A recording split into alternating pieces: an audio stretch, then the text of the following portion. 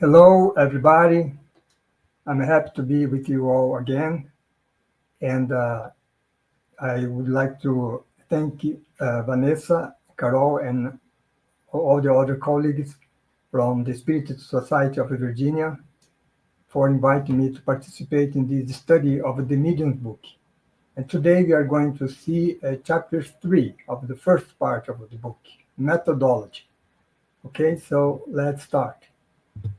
In this chapter, Kardec starts by saying that a very natural and praiseworthy desire that adherents of Spiritism have is that of winning converts.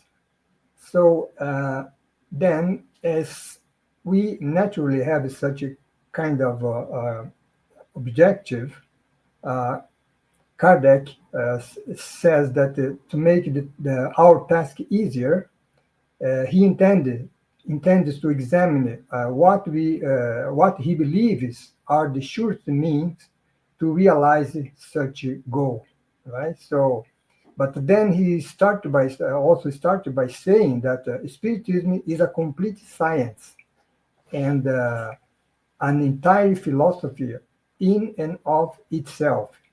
So uh, that means that for those who would become thorough familiar with Spiritism, must first of all submit to a serious study of the subject. We we need to study deeply, right, the Spiritism. Then we can look for adherents, right, to potential adherents to come to Spiritism. And and then he says that a recommended teaching methodology is to proceed from the known to the unknown. And then the question here is that for the materialist, uh, all that they know is matter. Right? They don't accept any idea of a spirit. They everything for them is matter. And then Kardec says, before trying to make them spiritists, uh, that is, adherents of spiritism, we should try to make them spiritualists. A spiritualist is someone that believes in something beyond matter, right? So we must start by this way, by such a way, right? And therefore, he says, it is advisable that we make sure of their opinion of the materialists concerning the soul. The soul is something that is something beyond matter, right? So if they do not accept or believe in the idea of the soul, then Kardec says it would be a waste of time, right, to talk to them about the spirits, because spirit and soul actually are the same, right? Is the same, but if they do not accept anything beyond matter, then it wouldn't we would waste our time trying to take.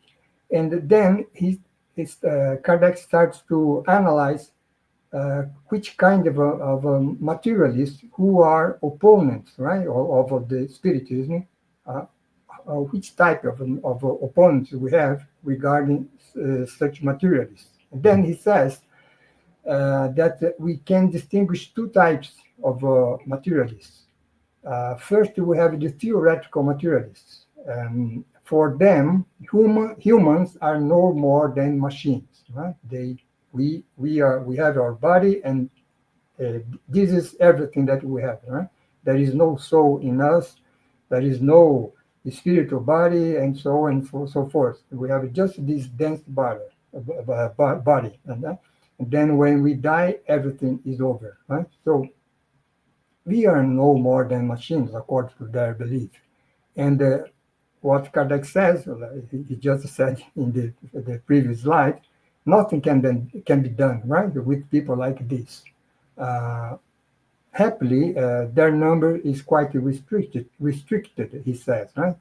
And then we have the second class, second type of materialist, which is um, uh, whose numbers is much more than the first type, right?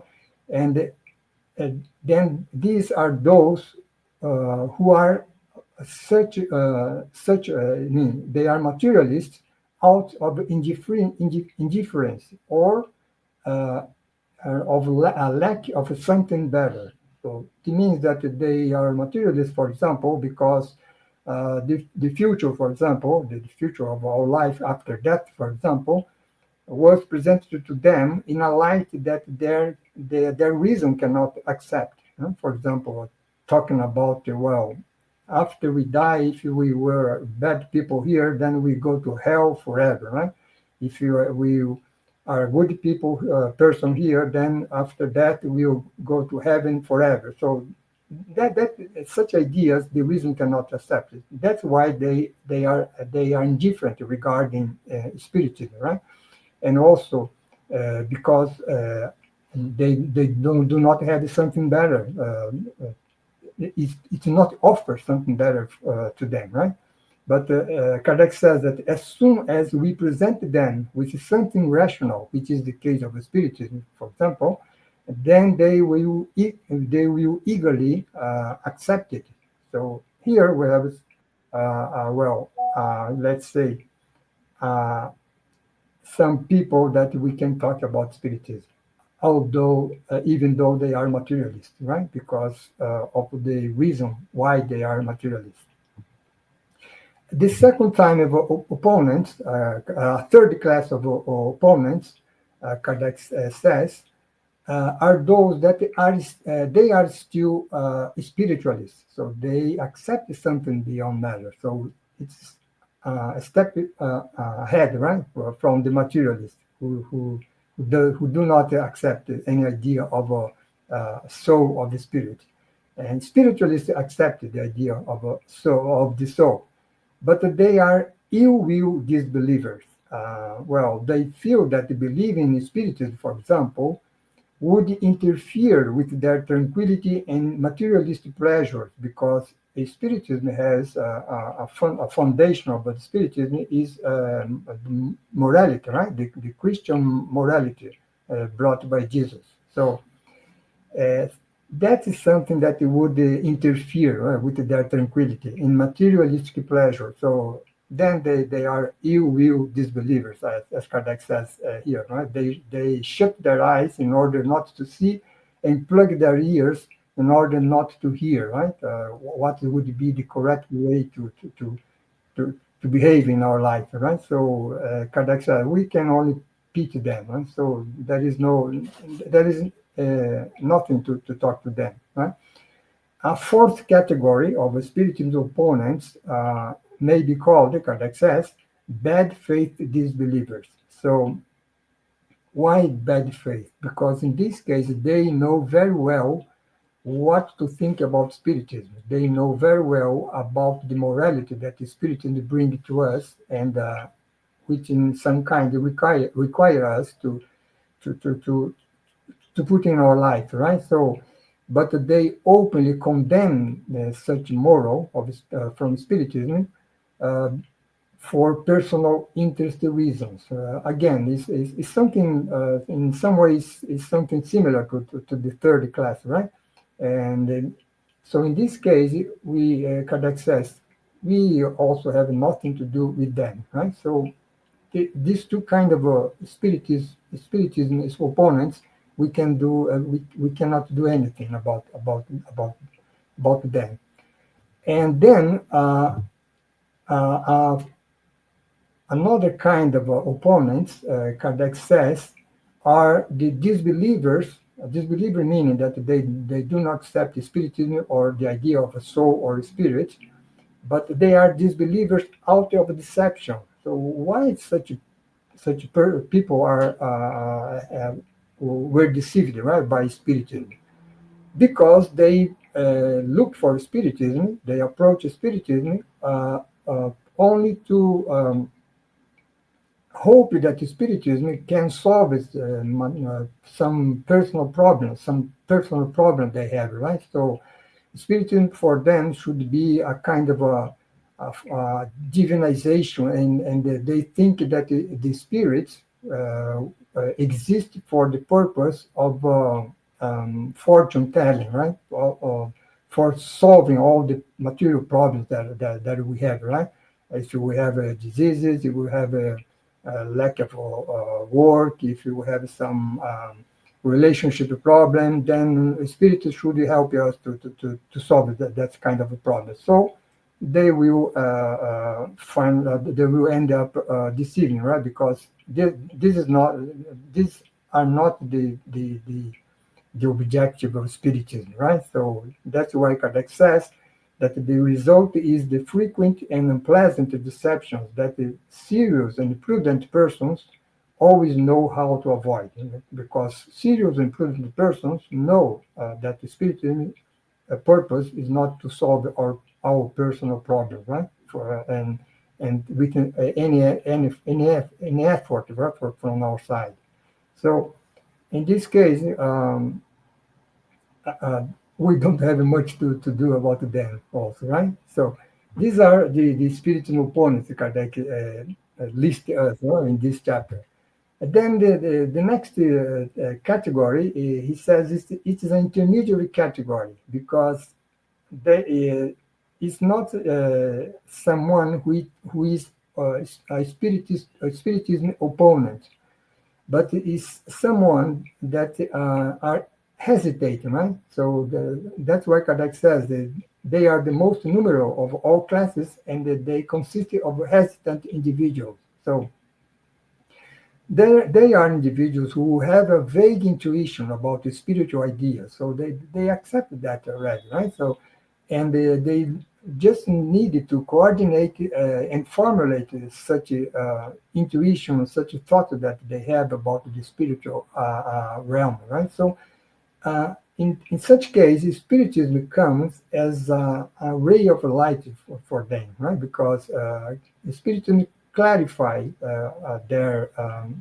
such vague intuition that they have and dissipate the fog, right, in their mind. So this would be a very place to harvest, right, adherence to spiritism. So this intermediary category is composed of a person where we can work with, right? So uh, then after this intermediate category, we have the spiritual believers, right? So what is interesting here is that Kardec says that in now we have those who are believers, right? They believe they have a belief already in spiritism, and but there are some kind of a person who are believers, but they do not realize it, right? So even though Kardec says, even though they have never heard of spiritism, they have an innate sentiment about the grand principles that result from spiritism. And the examples that Kardec says, he says, can be found among sacred and secular writers. Let's think about Dante, for example, who wrote the Divine Comedy. Poets, orators, moralists, and philosophers, right? Let's think about Saint Augustine, for example. Right?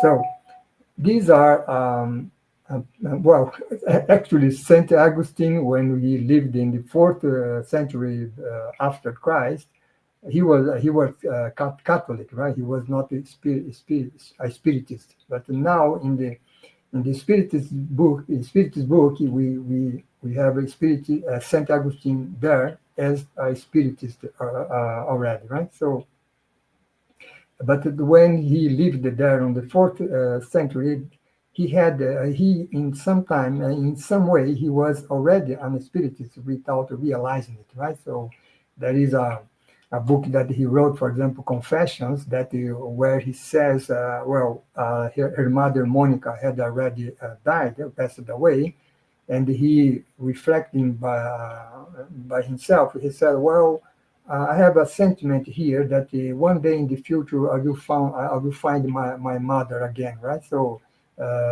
meaning that believing the immortality of the soul and believing that he would meet her after passing away also, right?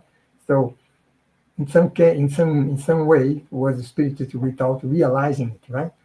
And among those who have become convinced by directly studying spiritism, Kardec distinguished many types also, right? So he mentioned, for example, the experimental spiritists, which are those who believe purely and simply in the manifestation, right? They want to only to see spiritist phenomena, right? So that's what is interesting. They have more of a curious, right, approach on the spiritism. So it's a kind of imperfect spiritist, I would say, right? So, and then we have the imperfect spiritists by themselves, right? Who Kardec says that which are those who understand the spiritism philosophical aspect and also the moral consequences, but fail to practice it, right? Which is I would say that lots of spiritists, unfortunately, are classifying this in this in this in this class here, right? Because it's not easy. Right? It is easy to understand the moral consequences of the spiritism, but it's not that easy to practice it, right? So because of like the ill disbelievers and bad faith disbelievers, right? It's not easy to to leave behind or all the materialistic pleasures and all the interest in the material life, right? And then next class is the fanatical spiritist, right? Kardec says that they more harm spiritism than they help philosophy, help spiritism, right? They make more harm than benefit spiritism. Because they are easy fooled by fraudulent spirits or by persons who try to exploit their credulity, right? So then other people who don't know much about spiritism end up having let's say a bad opinion, right, of spiritism because of such a fanatical spiritist, because they don't reflect, they don't think much well, they don't have a common sense, right? And then that other people have ending up having a bad impression of spiritism. And the last one then are the true spiritists, right? Are those which are those who do not only admire spiritist morality, but who practice it, right? So Kardec says charity is the rule of conduct among them, right? So it is interesting here because we can, if we go from the opponents for the intermediary believers and to spiritual believers, we in some way we have something very similar here. The picture that Kardec brings us here is something very similar to the parable of the sower, right? Which Jesus brings us in the gospel, right? The parable of the sower. So the seed, the sower that let the seed fall, right? In many kind of ground, right? So those different grounds are represents these different types of opponents, intermediaries, believers, and spiritual believers here, right? So, and true spiritists, of course, are the seeds that fell on the good ground, right? And they, Jesus says, right?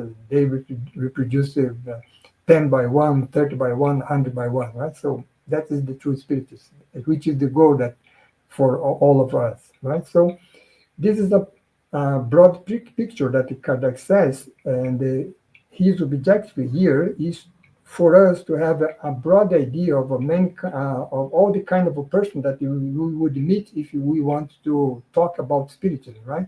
And to bring adherence to spiritism.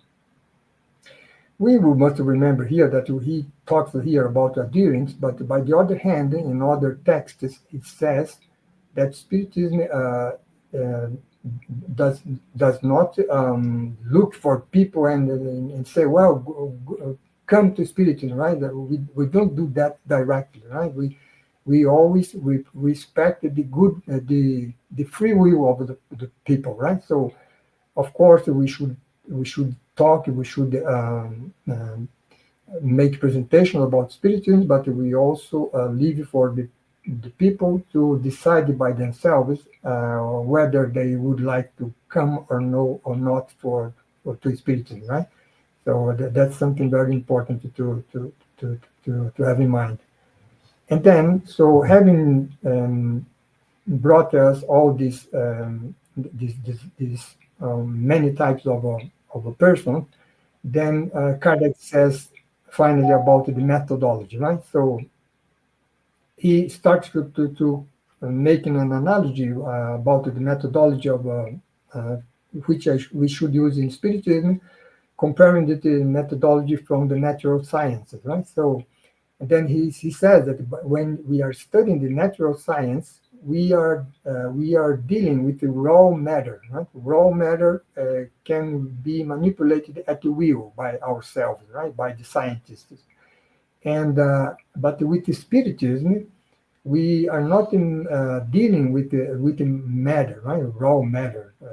We are dealing with intelligence, right? The spirits, the discarnate spirits, and the spirits are gifted with the freedom. Right? They have free will, so they are not at our disposal, right? Whenever we want them to manifest, then well, come here, spirit, and manifest yourself. Right? Well, they have their free will, either to accept or not, or evocation, right? So that's why Kardec says, in the case of the let's say spiritist science, we need to observe, to await the results and read them as they occur. So many of the spiritist phenomena occur spontaneously, right? It's not by we evoke and then the spirit come and do what we want them to do, right? So and we need to observe, await the result, and read them as they occur. And also, besides that, we also need a complete collection of the mediums. We have many types of medium, right? Speaking mediums, writing mediums, seeing mediums, and we should have all psychometry mediums. So we should have all this kind of a medium, which is something that is almost impossible, right? To have all these many types of mediums at our disposal. So then what should we do, right? So regarding methodology, what Kardec is indicating here is that we should not initiate by the phenomena, right? But we should initiate it by the on the other side of the matter, which is we should start by the theory. So that's why he says here that the way to remedy such inconveniences that the spiritual are not at our disposal, and we have lots of mediums at our disposal, also, which is not, is something which is not a very is nothing anything easy to have. He said that the remedy of such inconveniences is quite simple. He says we only need to begin with the theory, wherein all the phenomena are reviewed and explained. It's like when we study, right? The medium's book, for example, right? We are studying this book, the theory. They describe it as the spiritist phenomena. They explain, and then we have a good idea, right, or how such a spiritist phenomena occur. The physical phenomena, the intellectual phenomena, all kind of a phenomena we are going to see in the second part of the book, of this book here, the medium's book.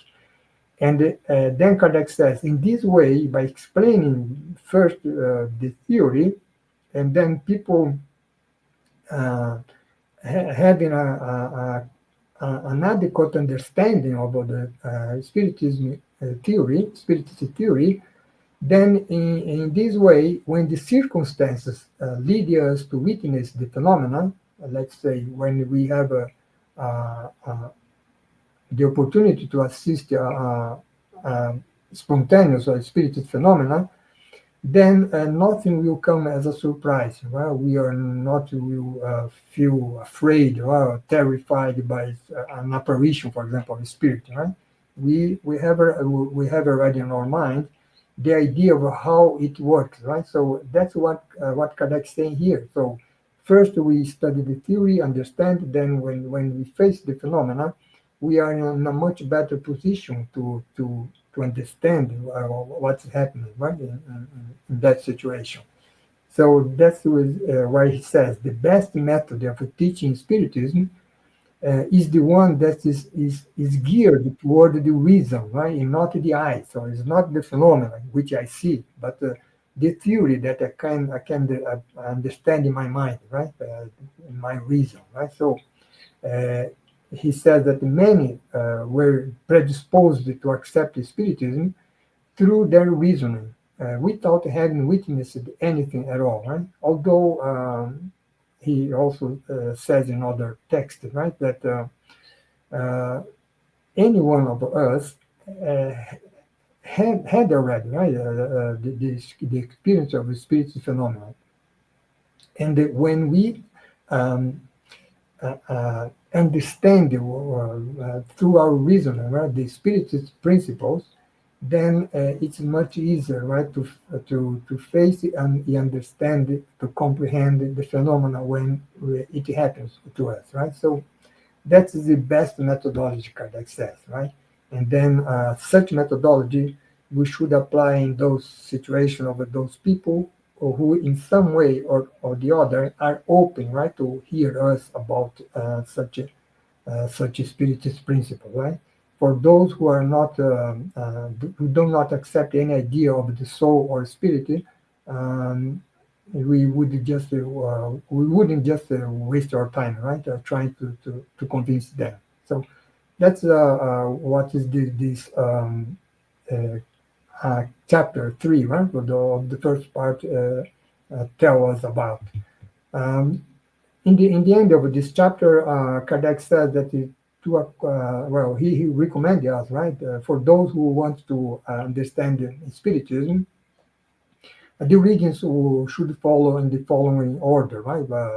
We should start by studying the book What is Spiritism, which was something that was the study what was given by the Spiritist Society of Virginia last year, and which presents a summary of the principles of the Spiritist doctrine.